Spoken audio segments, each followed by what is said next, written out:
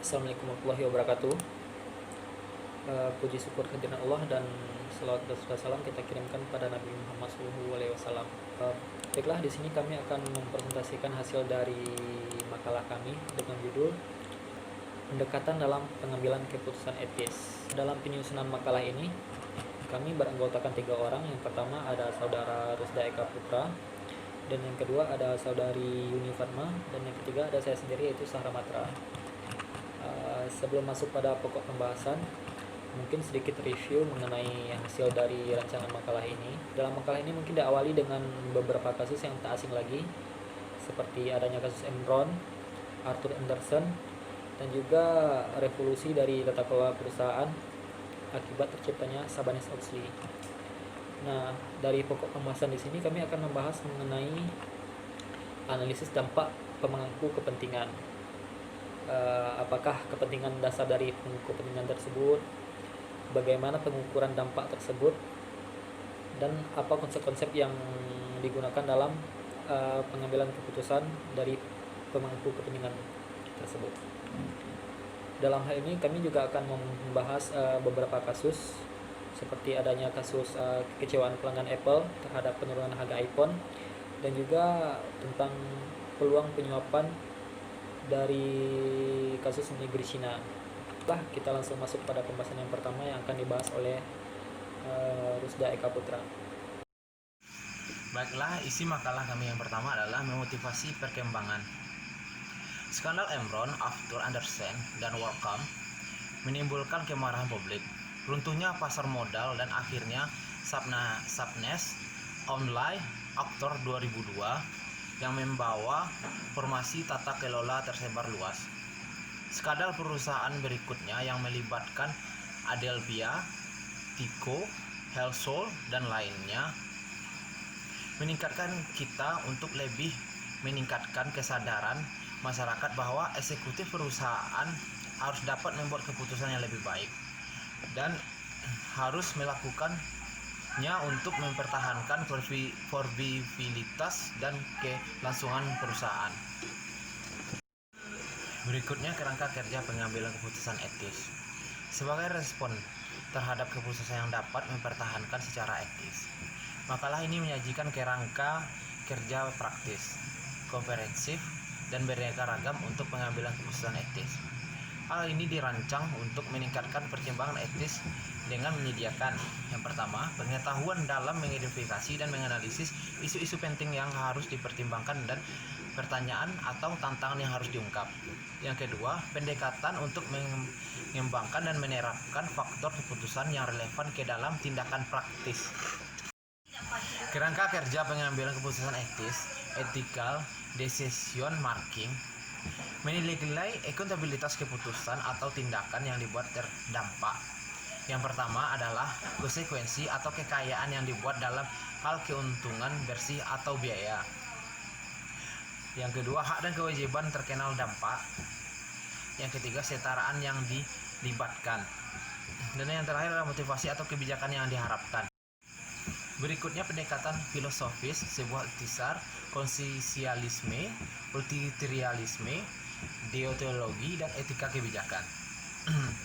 Para filsuf telah lama berfokus pada pengambilan keputusan terbaik dari perspektif masyarakat seperti hanya perspektif individu. Tetapi arti penting dan filosofi tersebut belum dihargai dan dipahami dalam bisnis profesi. Berikutnya konsensualisme, utilitarianisme, dan teleologi. Konsensualisme bertujuan untuk memaksimalkan hasil akhir dari sebuah keputusan. Menurut AACSB, pendekatan konsensualis mengharuskan pelajar untuk menganalisis keputusan dalam hal kerugian dan manfaatnya bagi pemangku kepentingan dan untuk mencapai sebuah keputusan yang menghasilkan kebaikan dalam jumlah besar. Berikutnya deontologi. Deontologi berbeda dari konsensualisme dalam artian bahwa deontologi berfokus pada kewajiban atau tugas memotivasi keputusan atau tindakan, bukan pada konsekuensi dari tindakan.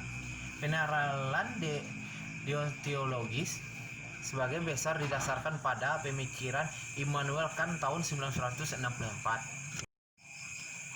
Berikutnya etika kebijakan. Konsensialisme menekankan konsensialis dari sebuah tindakan atau deontologi yang menggunakan tugas, hak, dan prinsip-prinsip sebagai panduan untuk memperbaiki perilaku moral, sedangkan etika kebijakan berkaitan dengan aspek yang memotivasi karakter moral yang ditunjukkan oleh para pengambil keputusan.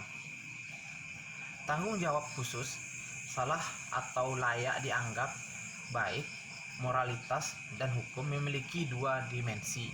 Yang pertama adalah actual reus, yang artinya tindakan yang salah, dan yang kedua men real, yang artinya pemikiran yang salah.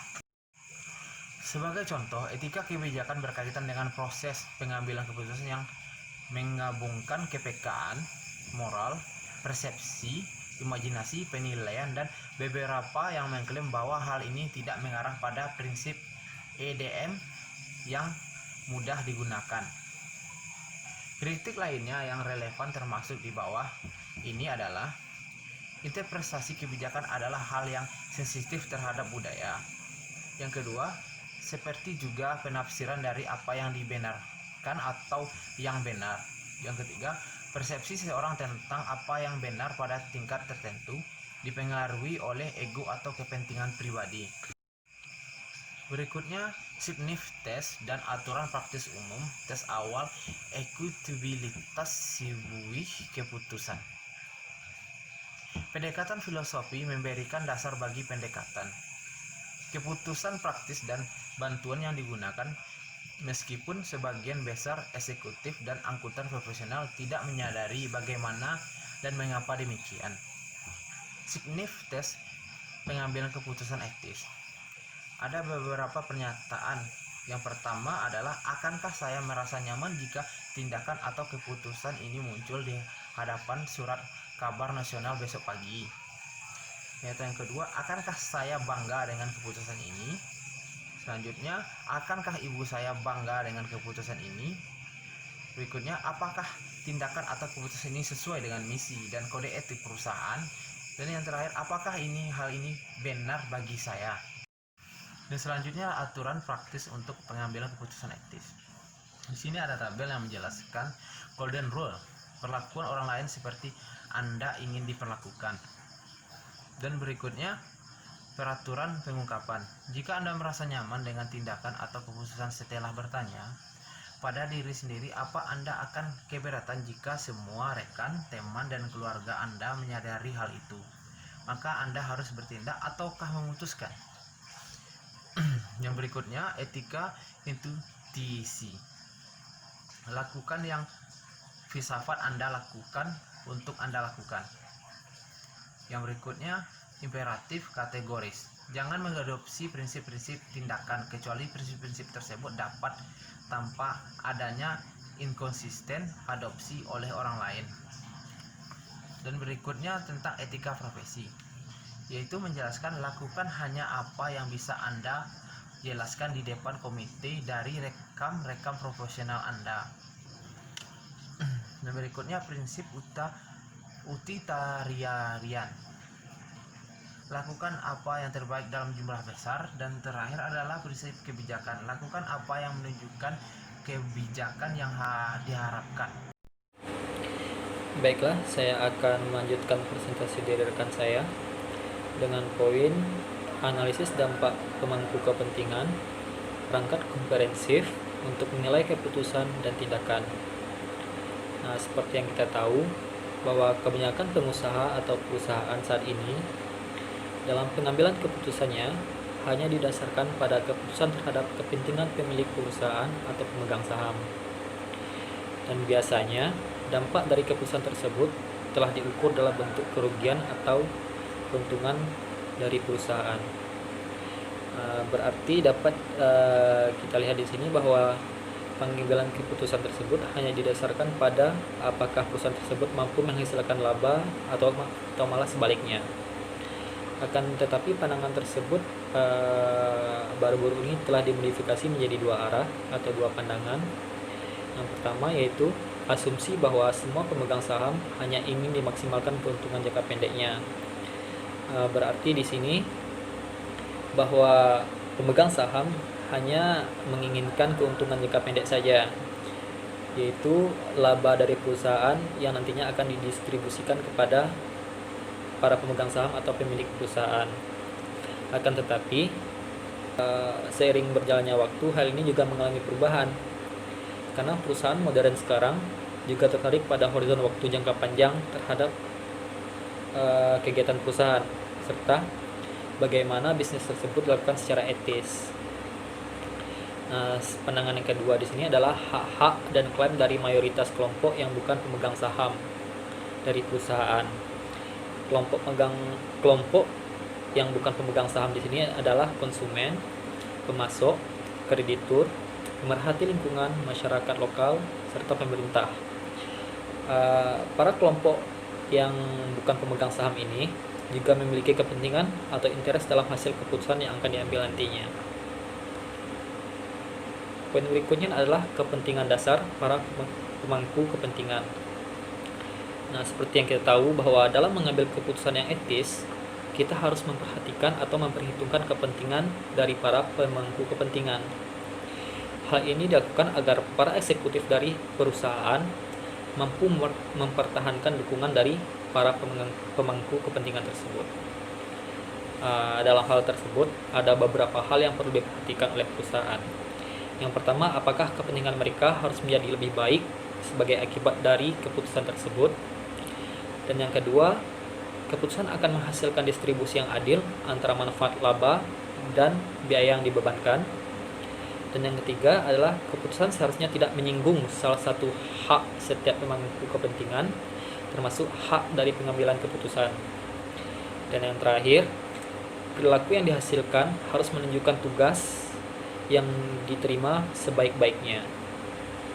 Akan tetapi, dalam tingkat tertentu, kepentingan dasar ini harus didukung dengan kenyataan yang dihadapi oleh pengambil keputusan tersebut.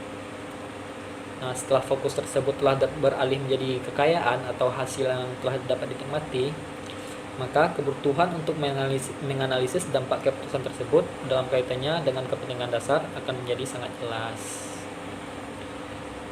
Poin selanjutnya di sini adalah pengukuran dampak yang dapat diukur. Nah, dalam hal ini kita akan membahas 6 poin. Yang pertama adalah laba. Dan kenapa laba menjadi hal yang sangat penting dari dampak pengukuran keputusan etis? Karena laba merupakan dasar untuk kepentingan pemegang saham dan sangat penting untuk kelangsungan hidup dan kesehatan perusahaan.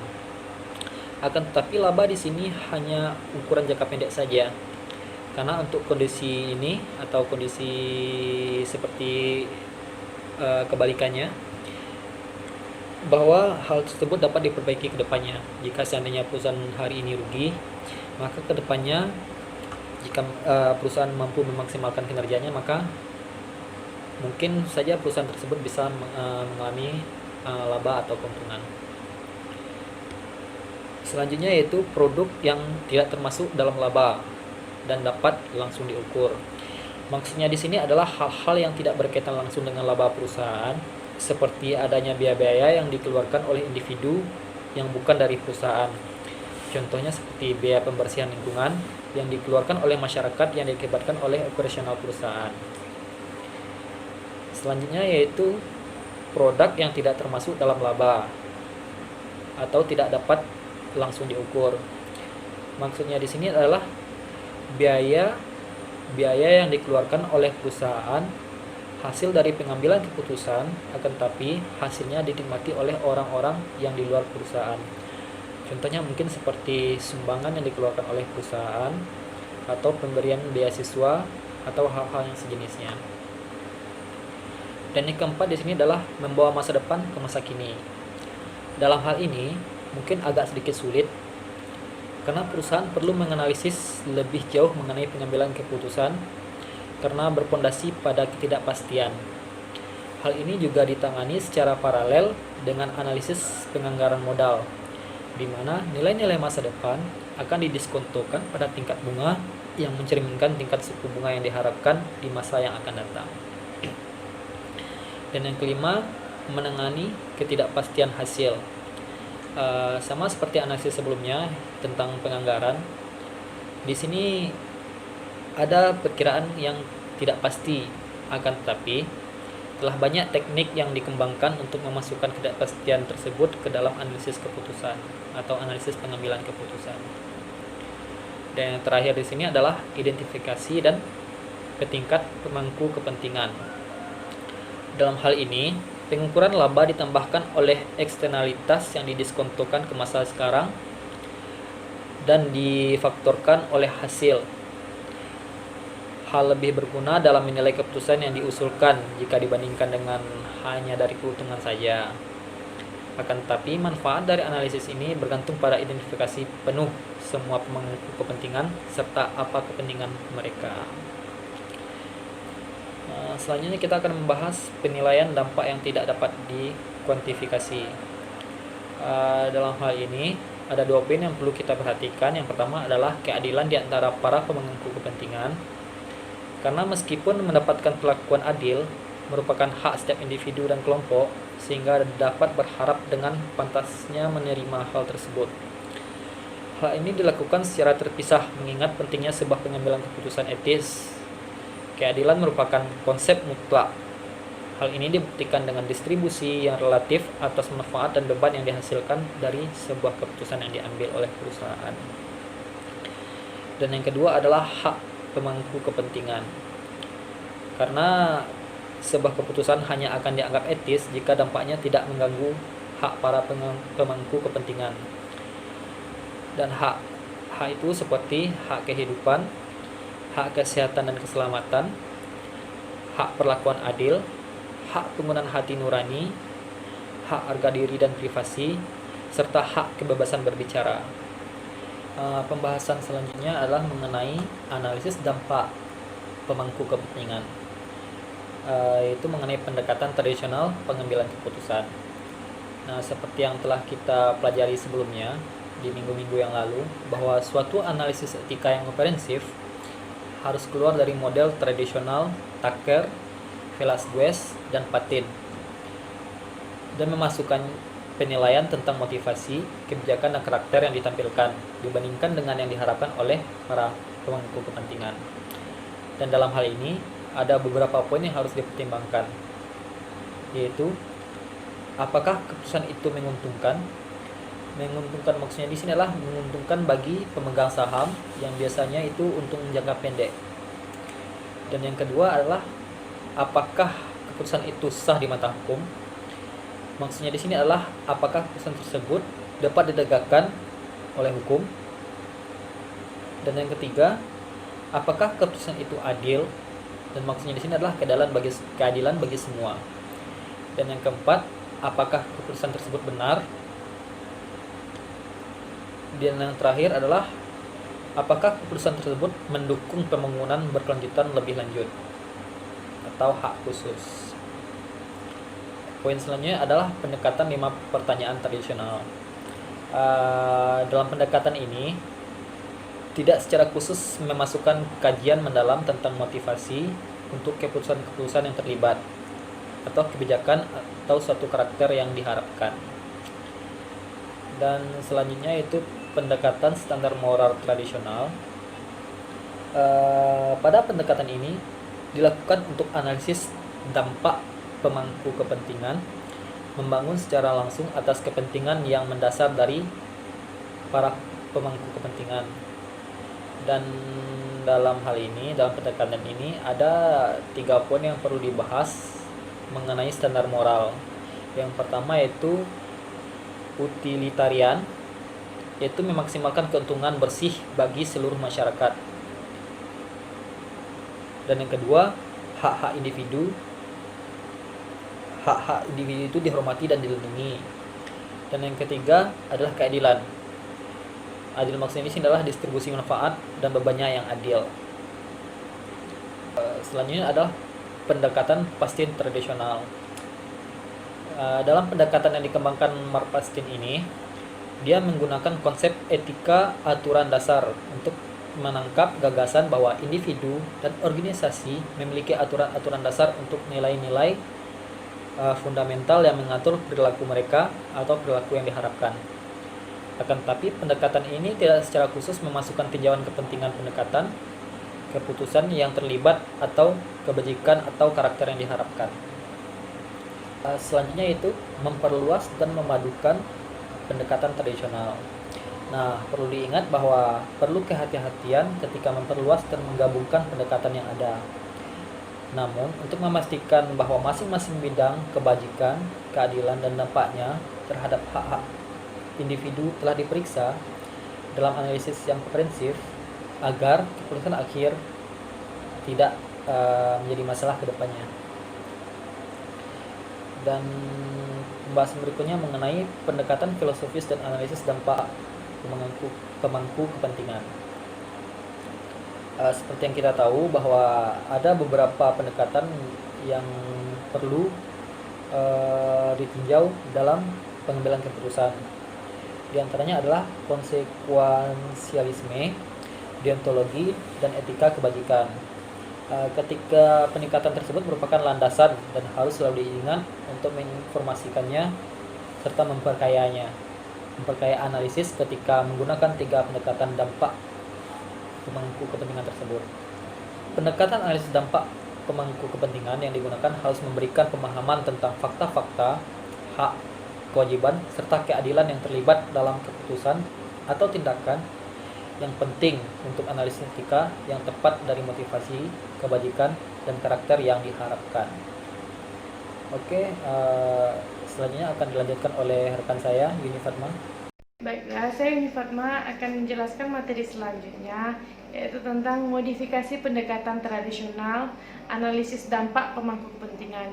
Di sini kita akan membahas tentang menilai motivasi, kebijakan yang diharapkan, dan sifat karakter. Kita pertama membahas itu tentang mengapa mempertimbangkan harapan, motivasi, dan perilaku. Seperti yang terlihat dalam skandal baru-baru ini terjadi, para pemangku kepentingan di masa lalu tidak mengenali pentingnya harapan pemangku kepentingan itu. Beberapa eksekutif dimotivasi oleh keserakahannya untuk berbuat tidak sesuai dengan apa yang diinginkan semua orang. Intinya mereka lupa mempertimbangkan kebajikan secara tepat yang seharusnya mereka tunjukkan untuk semua orang. Nah, dalam peninjauan kembali kita akan sangat bijaksana jika menyertakan penilaian etika kebajikan yang diharapkan sebagai langkah terpisah dalam proses IDM. Nah, untuk memperkuat tata kelola dan sistem manajemen risiko serta menjaga dari keputusan tidak etis dan berorientasi pada jangka pendek. Selanjutnya itu tentang penilaian etis, motivasi, dan perilaku. Etika kebajikan, beberapa aspek perilaku etis diidentifikasi sebagai indikasi mens rea, yaitu berpikiran salah. Nah, berpikiran salah ini yang merupakan salah satu dari 2 dimensi tanggung jawab yang kemungkinan mereka melakukan kesalahan atau mereka memiliki perasaan bersalah. Kesimpulannya, dalam rangka untuk memastikan analisis IDM ini, analisis IDM yang komprehensif, penilaian motivasi, kebajikan, dan sifat karakter yang diharapkan ini harus ditambahkan pada pendekatan tradisional, sehingga menghasilkan 5 pertanyaan yang modifikasi atau analisis tukar, pendekatan standar moral yang dimodifikasi, pendekatan Boston yang dimodifikasi, atau kombinasi dari turunan pendekatan yang dimodifikasi. Selanjutnya kita akan membahas permasalahan lainnya dalam pengambilan keputusan etis. Yang pertama itu tentang masalah bersama. Istilah masalah bersama ini mengacu pada kesengajaan atau mengetahui penggunaan dari sumber daya yang dimiliki bersama secara berlebihan. Namun, dalam praktiknya, seringkali pengambil keputusan tidak peka terhadap masalah bersama ini, sehingga mereka membuat keputusan yang salah. Selanjutnya kita akan membahas tentang mengembangkan aksi yang lebih etis.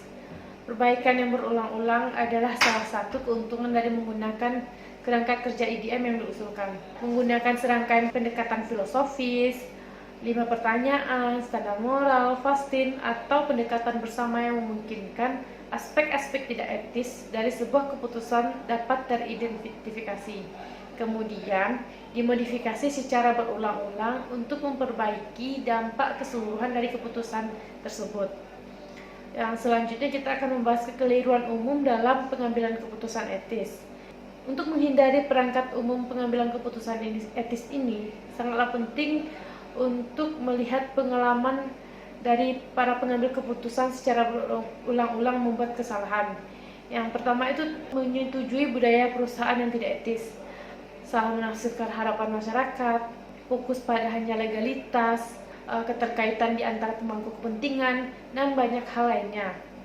Nah, selanjutnya kita akan membahas sebuah kerangka kerja komprehensif pengambilan keputusan etis.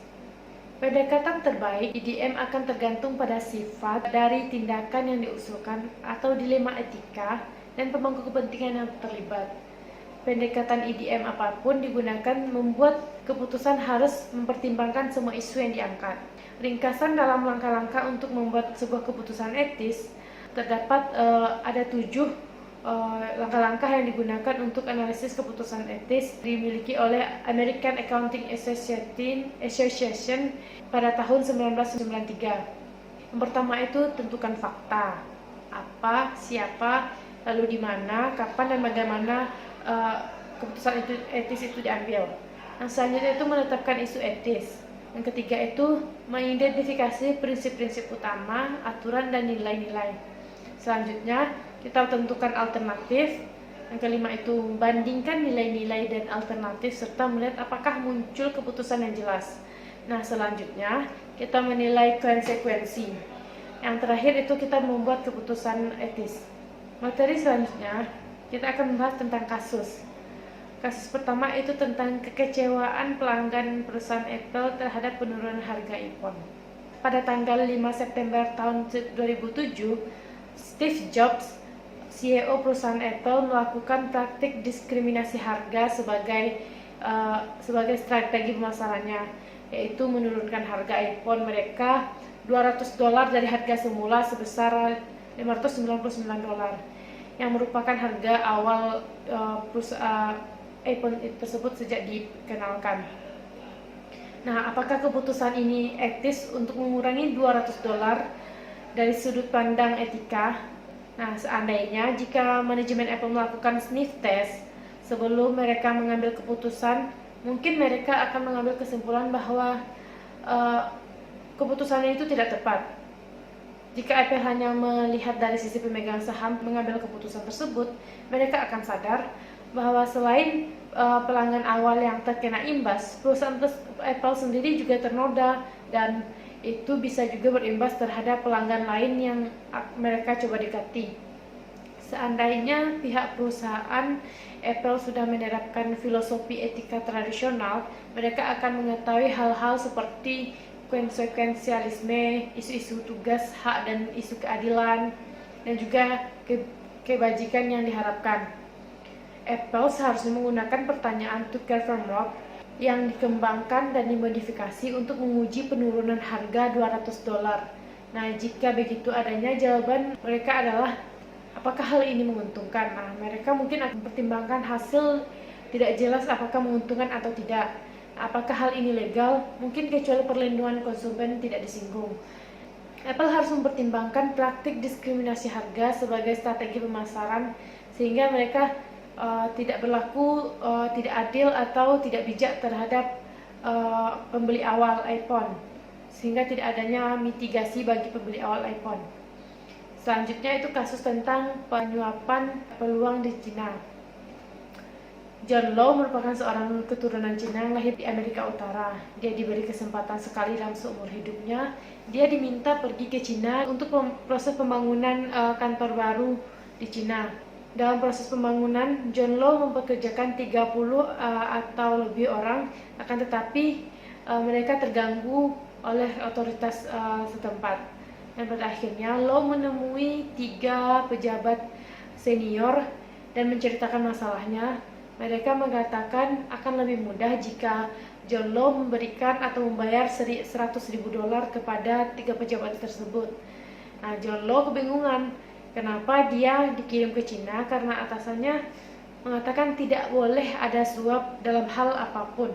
Nah, John mengetahui anggaran perusahaan hanya diperoleh sekitar $1.500.000 dan sementara perusahaan harus menanggung $250.000 setiap bulannya karena penundaan pembangunan perusahaan tersebut.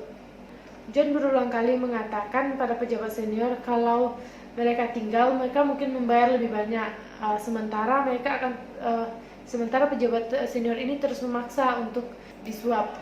Nah, pertanyaannya, apakah John Law harus membayar suap atau apakah ada solusi yang lebih baik dari membayar suap? Pemangku kepentingan dalam hal ini mengidentifikasi kelompok pemangku kepentingan yang dipengaruhi oleh tindakan yang diusulkan tersebut dan dengan kepentingan mereka. Dalam situasi ini, tindakan yang diusulkan untuk membayar suap atau tidak, John bisa menggunakan kerangka keputusan etis gabungan berdasarkan 5 pertanyaan, tetapi dengan menggunakan perhitungan manfaat bersih di samping keuntungan dan peraturan etis perusahaan. Pilihan John di sini mungkin menyuap atau mengaku menyerah dan mencari alternatif lain. Penyuapan tidak sesuai dengan motivasi, kebijakan, dan juga sifat karakter yang diharapkan sehingga John mulai mencari alternatif lainnya. Kesimpulan dari materi ini yaitu analisis dampak pemangku kepentingan menawarkan secara formal dalam membawa kebutuhan dari organisasi dan individu. Konsekuensinya, pada sebuah keputusan penting untuk tidak melupakan fakta bahwa konsep analisis dampak pemangku kepentingan yang dibahas dalam makalah ini perlu diterapkan bukan merupakan teknik tunggal, namun merupakan suatu perangkat secara bersama-sama. Nah, dalam analisis komprehensif yang dicapai dan keputusan etis dapat dibuat, setiap pendekatan IDM yang komprehensif harus menyatakan tidak hanya sebuah pemeriksaan dampak keputusan, tapi juga tindakan, tetapi juga analisis gap dari motivasi kebajikan dan sifat karakter yang terlihat. Seorang akuntan dapat menggunakan analisis pemangku kepentingan dalam membuat keputusan tentang analisis audit, hal-hal praktik, dan harus siap untuk mempersiapkan dan membantu klien mereka dalam menganalisis kasus-kasus yang ditemukan dalam perusahaan mereka. Nah, mereka harus berhati-hati dalam menganalisis. Jika mereka jatuh dalam perangkap ekonom, mereka mungkin akan dikatakan Oscar Wilde. Direksi eksekutif dan angkutan juga harus mengerti bahwa teknik yang dibahas dalam makalah ini menawarkan pemahaman berarti lebih baik dalam hal interaksi di antara organisasi mereka dan atau profesi potensi pendukung. Selanjutnya kita akan membahas saran. Saran yang diharapkan dengan diselesaikannya makalah ini yaitu pembaca maupun penyusun dapat mengambil keputusan etis praktis yang baik dalam mengambil keputusan kehidupan sehari-hari. Nah, dalam menjalankan usaha dan bisnisnya, seorang pengusaha haruslah mengambil keputusan etis melalui kasus di atas dan diharapkan memberikan kesadaran yang jauh lebih besar dari masalah-masalah tren etika yang sedang berjalan. Nah, sebaiknya usahanya memulai sebelum pengetahuan atau pelatihan dasar-dasar yang harus dipatuhi seperti terlibat dalam kode landasan. Sekian penjelasan dari kelompok kami. Apabila ada kesalahan, kami mohon maaf. Saya akhiri dengan Assalamualaikum warahmatullahi wabarakatuh.